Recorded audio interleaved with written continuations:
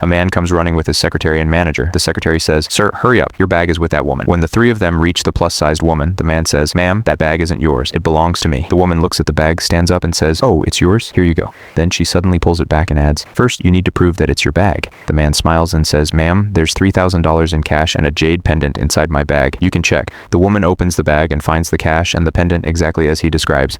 As soon as she picks up the jade pendant, a childhood memory flashes through her mind. She remembers a little boy placing the same pendant around her neck. Coming back to reality, she hands the bag to him and says, "This really is your bag. Here, take it." The man takes the bag and says, "Thank you, ma'am." As the three of them start to leave, the woman calls out, "Wait a minute!" The man turns around and asks, "What is it, ma'am?" After thinking for a moment, he opens his bag, takes out some money, and offers it to her. The woman quickly says, "No, that's not what I mean. I come here from another city, but I can't find a job. I can't even go back home. The reason I stop you is because I want to ask if you need an employee." The man looks at her and asks, "You need a job?" Then he asks, "Can you drive?" She nods and replies, "Yes, I'm a very good driver." The kind man says, "Well then, if you're interested, I'll pay you $6,000 a month. Does that sound fair?" The woman's eyes light up with happiness, as, "Yes, absolutely." The secretary says, "Great, come with me to the office." "Thank you so much," the woman replies gratefully. When she enters the man's office, she can't help thinking about the past. Aunt is right. Brother David really becomes a successful businessman, but he doesn't even recognize me anymore. That's okay. At least I can stay close to him. That alone makes me happy. A little later, she greets the boss. The kind man looks at her and says, "Wow, you look completely different now. What's your name?" "My name is Sophia." "All right, Sophia, you can go for now. I'll let you know whenever I need to go somewhere." Late that night, the businessman walks out of the company building and finds Sophia standing beside the car. Surprised, he asks, "Why are you still here this late?" She answers, "I'm waiting for you to finish work." The man smiles. "All right then, get in. I'll drive tonight." A few days later, the businessman talks on the phone and looks frustrated. The new company building is supposed to be renovated, but all the workers leave. What is going on? Sophia gently says, "Boss, please don't get upset. It's really hot out here. Why don't you sit in the car? I'll stay and wait. If anyone shows up, I'll let you know immediately." After he walks away, Sophia takes out the jade pendant hanging around her neck and thinks, "We are so close in the past. Maybe it's better if I never tell him who I really am." As the businessman walks back toward the car, he glances at her and thinks, "Why does this driver seem so familiar?" On another day, Sophia enters the office carrying a file. She finds the businessman asleep at his desk. Wanting to keep him warm, she gently places a coat over his shoulders. Just then, he wakes up.